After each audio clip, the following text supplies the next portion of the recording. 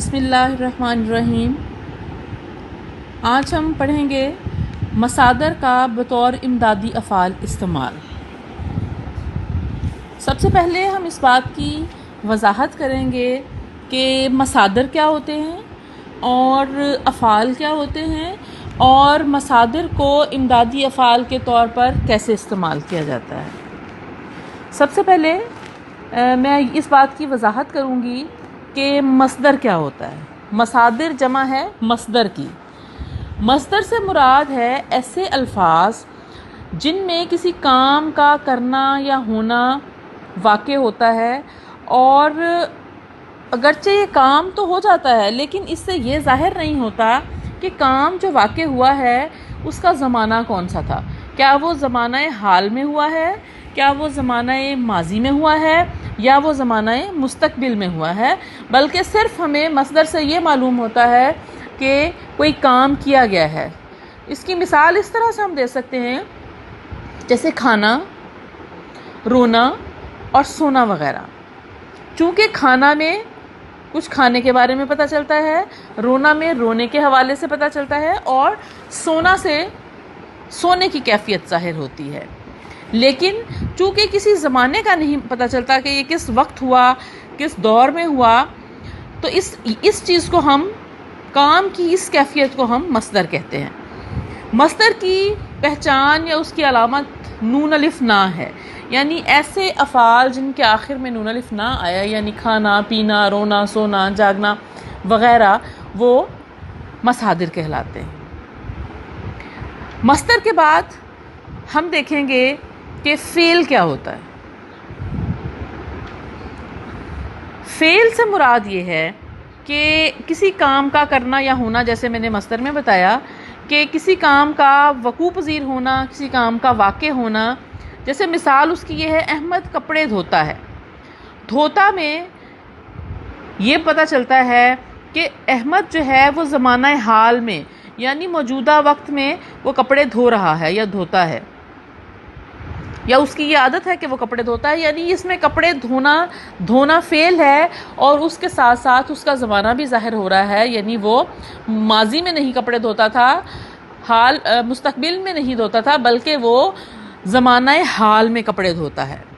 تو اس طرح سے ہمیں یہ پتہ چلا کہ فعل سے مراد ہے کسی کام کو کرنا، اور اس سے یہ بھی ظاہر ہوتا ہے کہ یہ کس دور میں، کس زمانے میں جو ہے وہ ہوا۔ یعنی مصدر اور فعل میں اگر ہم فرق بیان کریں تو در حقیقت یہ فرق کیا ہے کہ مصدر میں زمانہ ظاہر نہیں ہوتا، وقت ظاہر نہیں ہوتا، لیکن فعل میں زمانہ واضح ہو جاتا ہے۔ گویا ہم یہ کہہ سکتے ہیں کہ فعل اور مصدر بظاہر ایک ہی چیز ہیں، لیکن ان کے درمیان اگر کوئی فرق ہے تو وہ یہ ہے کہ مصدر میں زمانے کی کیفیت معلوم نہیں ہوتی، اور فعل میں زمانہ جو ہے اس کا پتہ چل جاتا ہے کہ یہ کام جو ہے یہ کس وقت ہوا ہے۔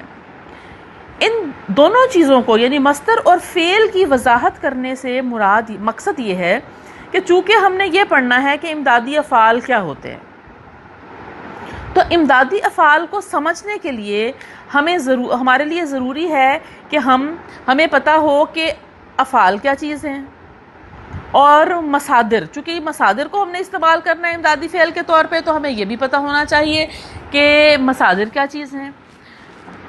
امید ہے کہ مصدر اور فعل دونوں کی جو بھی حقیقت ہے وہ آپ پر واضح ہوگی۔ تو اب ہم جو ہے وہ اپنے اصل موضوع یعنی امدادی فعل کی طرف آتے ہیں۔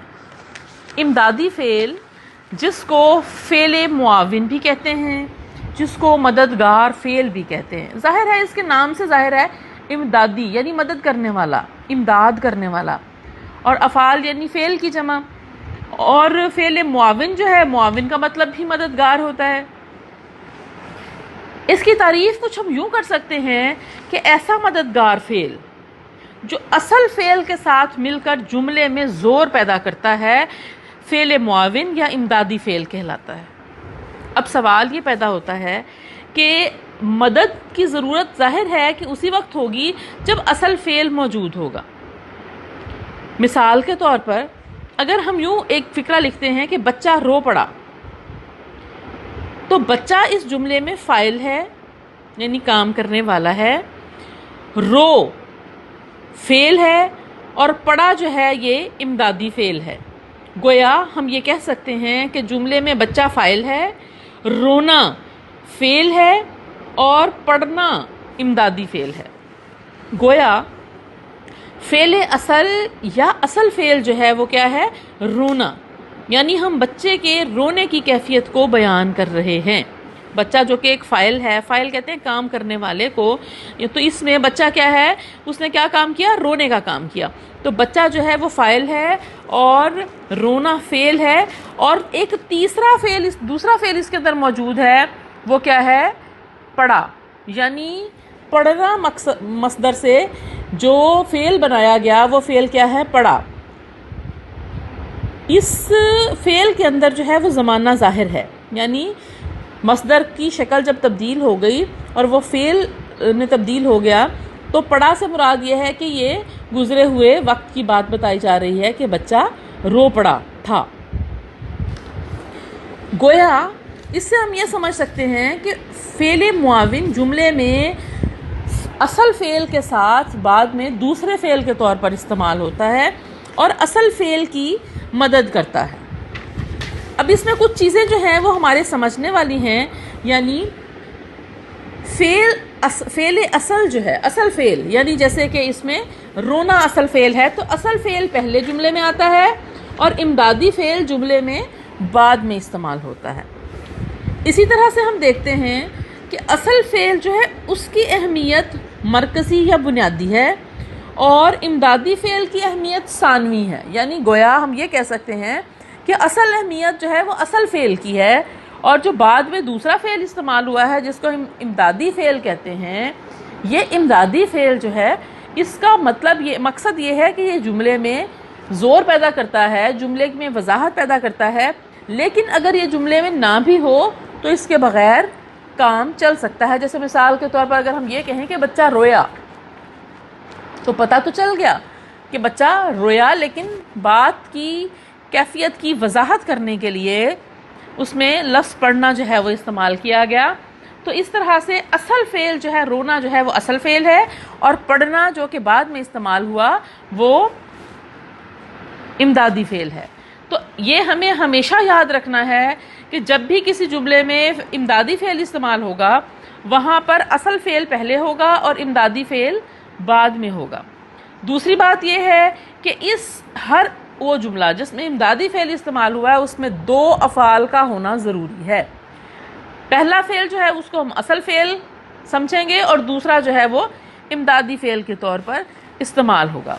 چونکہ امتحان میں جب آپ کو یہ سوال دیا جائے گا تو آپ کو 3 یا 4 جملے دیے جائیں گے۔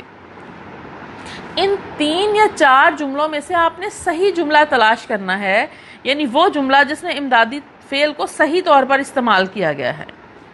اس کو سمجھنے کے لیے، اس کو جاننے کے لیے اور پہچاننے کے لیے آپ نے انہی چیزوں کا خیال رکھنا ہے کہ کیا جملے کے اندر 2 افعال موجود ہیں۔ پہلی بات، کیا جملے کے اندر 2 فعل موجود ہیں؟ اگر 2 فعل موجود ہیں تو پھر ہم نے یہ دیکھنا ہے کہ وہ لفظ جو ہمیں دیا گیا ہے، وہ مصدر جو ہمیں دیا گیا ہے، جیسے مثال کے طور پر ہمیں یہ کہا جائے گا کہ پڑھنا کو امدادی فعل کے طور پر استعمال کریں، تو پھر ہم نے یہ دیکھنا ہے کہ پڑھنا سے پہلے اصل فعل موجود ہے۔ اگر اصل فعل موجود ہے اور اس کے بعد پڑھنا ہے تو اس کا مطلب یہ ہے کہ یہ جملہ درست ہے۔ لیکن اگر جملے میں اس طرح سے ہو کہ اصل فعل جو ہے وہ بعد میں استعمال ہوا ہے اور امدادی فعل یعنی مصدر جو ہے وہ پہلے استعمال ہوا ہے، تو جملہ درست نہیں ہوگا، بلکہ جملے میں مصدر کا بعد میں استعمال ہونا ضروری ہے، امدادی فعل کا بعد میں استعمال ہونا ضروری ہے، پہلے اصل فعل ہوگا۔ گویا جملے میں 2 افعال کا ہونا بھی ضروری ہے اور جملے میں امدادی فعل کا بعد میں استعمال ہونا بھی ضروری ہے۔ اگر وہ پہلے استعمال ہوا تو بھی جملہ صحیح نہیں ہوگا، اور اگر جملے میں 2 فعل استعمال نہیں ہوئے، صرف 1 فعل استعمال ہوا ہے، تو بھی یہ جملہ جو ہے یہ امدادی افعال کے اعتبار سے صحیح نہیں ہوگا۔ اب میں آپ کو سمجھانے کے لیے یہ بات بھی بتاتی چلی جاؤں کہ آخر جملے میں امدادی فعل ہم استعمال کیوں کرتے ہیں۔ ایک تو اس سے جملے میں زور پیدا ہوتا ہے، دوسرا، کسی بھی بات کے تکمیل تک پہنچنے کی کیفیت ظاہر ہو جاتی ہے، مکمل ہونے کی کیفیت ظاہر ہو جاتی ہے۔ اور تیسرا یہ ہے کہ جملے کا مفہوم نکھرتا ہے اور بات اس سے واضح ہو جاتی ہے۔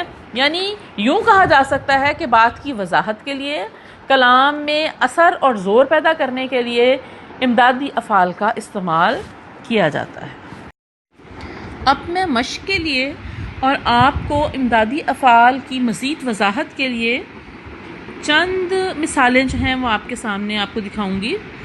جیسا کہ آپ کو پتہ ہے کہ امتحان میں آپ کو 4 جملے دیے جائیں گے اور ان 4 جملوں میں سے صحیح جملہ جو ہے وہ آپ نے ڈھونڈ کر اس پر نشان لگانا ہوگا، یعنی اس کو نشان زد کرنا ہوگا۔ اور جیسا کہ آپ سامنے دیکھ رہے ہیں کہ سب سے پہلے لفظ جو ہے وہ مصدر جو ہے وہ پڑھنا کو جملے میں استعمال کیا گیا ہے۔ آپ کے سامنے 4 جملے جو ہیں وہ موجود ہیں اور ان 4 جملوں میں سے ایک جملہ جو ہے وہ صحیح ہے۔ پہلا جملہ ہے، اس نے منت کی پاؤں پڑا مگر بے سود۔ دوسرا ہے، ملک میں قحط پڑ گیا۔ تیسرا ہے، وہ تو کب سے بیمار پڑا ہے۔ چوتھا ہے، بچہ لڑکھڑایا اور گر پڑا۔ اب یہ 4 جملے آپ کے سامنے ہیں۔ اب ہم نے اس میں سے صحیح جملہ جو ہے وہ تلاش کرنا ہے۔ سب سے پہلے ہم پہلے جملے کی پڑتال کریں گے۔ اس میں انہوں نے کہا، اس نے منت کی، پاؤں پڑا مگر بے سود۔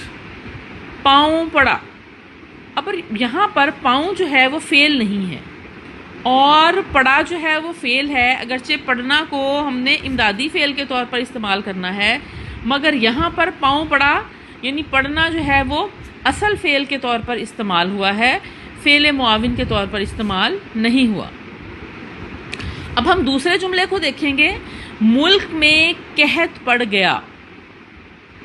یہاں پر قحط پڑنا فعل کے طور پر استعمال ہوا اور امدادی فعل کے طور پر جو استعمال ہوا وہ گیا استعمال کیا گیا، یعنی جانا کو گیا کے طور پر استعمال کیا گیا۔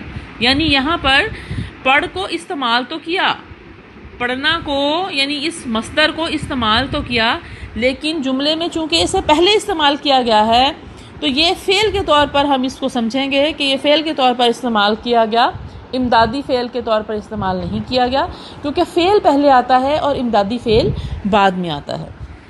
تیسرا جملہ ہے، وہ تو کب سے بیمار پڑا ہے۔ اب اس میں بیمار پڑنا استعمال کیا گیا۔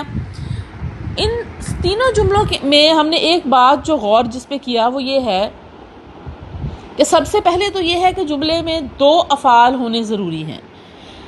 پہلے جملے میں فعل پاؤں پڑا صرف ایک ہی فعل ہے، دوسرے جملے میں قحط پڑ گیا فعل تو 2 ہیں، مگر پہلا فعل جو ہے مصدر جس کو ہم نے امدادی فعل کے طور پر استعمال کرنا تھا اس کو اصل فعل کے طور پر استعمال کر دیا گیا، اور تیسرا جملہ جو ہے اس میں سرے سے فعل ہی ایک موجود ہے اور وہ ہے بیمار پڑھنا، یعنی پڑھنا اس میں فعل ہے۔ اب سوال یہ پیدا ہوتا ہے کہ ہمارا وہ جملہ جو کہ درست جملہ ہے اس کی شرط یہ ہے کہ اس کے اندر 2 افعال کا موجود ہونا ضروری ہے۔ یعنی اس طرح سے ہم یہ دیکھ سکتے ہیں کہ ہمارے تینوں جملے جو ہیں وہ درست نہیں ہیں۔ اب ہم چوتھے جملے کو دیکھتے ہیں، بچہ لڑکھڑایا اور گر پڑا۔ گر پڑا، اب اس میں گرنا اور پڑنا 2 افعال استعمال کیے گئے ہیں، پہلے گرنا اور پھر پڑھنا۔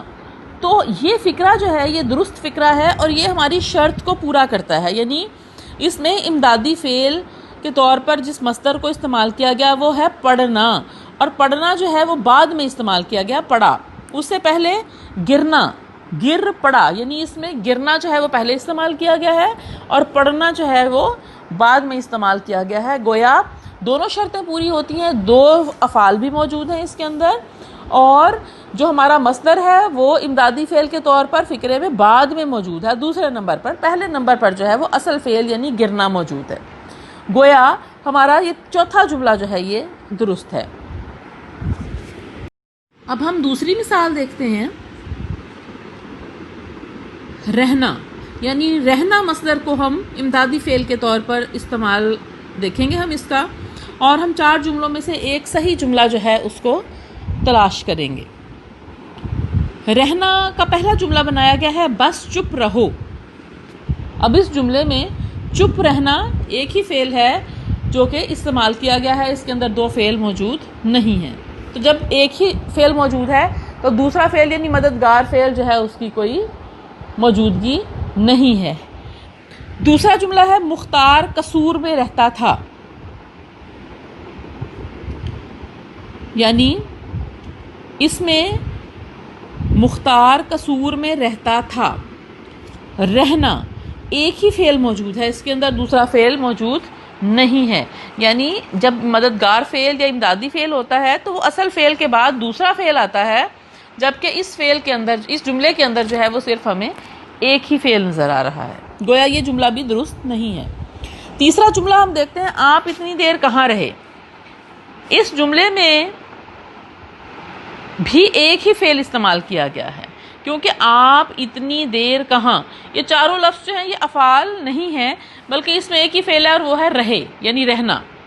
اگرچہ رہنا کو رہے کے طور پر استعمال کیا گیا زمانہ اس میں تبدیل کر کے یا اس کی شکل تبدیل کر کے، لیکن اس کے باوجود یہ امدادی فعل نہیں ہے، کیونکہ اس سے پہلے وہ اصل فعل موجود نہیں جس کی اس نے مدد کرنی تھی۔ اب ہم چوتھا جملہ دیکھتے ہیں، وہ تو سسرال ہی کا ہو رہا۔ تو اس جملے میں ہو رہا، آخر میں ہونا اور رہنا 2 افعال استعمال کیے گئے ہیں، جن میں سے ہونا پہلے استعمال کیا گیا ہے اور رہنا بعد میں امدادی فعل کے طور پر استعمال کیا گیا ہے۔ گویا ہم یہ کہہ سکتے ہیں کہ یہ آخری جملہ جو ہے یہ درست ہے، کیونکہ یہ ہماری دونوں شرائط کو پورا کرتا ہے، یعنی اس میں 2 افعال بھی موجود ہیں، 2 فعل، اور اس کے علاوہ جو ہمارا امدادی فعل ہے وہ بعد میں استعمال کیا گیا ہے، یعنی وہ ہمارا مصدر جس کو ہم نے امدادی فعل کے طور پر استعمال کرنا تھا اس کو بعد میں استعمال کیا گیا ہے۔ امید ہے کہ ان فقرات کی مشق سے آپ کے سمجھ میں یعنی آپ کی سمجھ میں یہ آ گیا ہوگا کہ ہم نے امدادی فعل جو ہے اس کو کس طرح سے استعمال کرنا ہے۔ مزید آپ اس کی مشق کیجئے اور جملے جو ہیں ان کو اپنے سامنے رکھ کے امدادی افعال یعنی مصادر سے جملے خود بھی بنا کر دیکھیے، اور جو آپ کی کتاب میں جملے دیے گئے ہیں اس کو بھی پڑھ کر آپ ان میں سے صحیح جملہ تلاش کرنے کی کوشش کیجئے۔ اس طرح سے آہستہ آہستہ آپ اس پر عبور حاصل کر لیں گے۔ بس جملے کو بناتے ہوئے اور اس کی پڑتال کرتے ہوئے اس بات پر آپ نے غور کرنا ہے کہ اصل فعل اور امدادی فعل ساتھ ساتھ ہونے چاہیے، ان کے درمیان میں کوئی لفظ نہیں آئے گا، گویا یعنی اصل فعل اور امدادی فعل جو ہیں ان کی ساتھ موجودگی ضروری ہے، ان کے درمیان میں ہم کوئی اور لفظ اگر استعمال کریں گے تو ہمارا جملہ جو ہے وہ غلط ہو جائے گا۔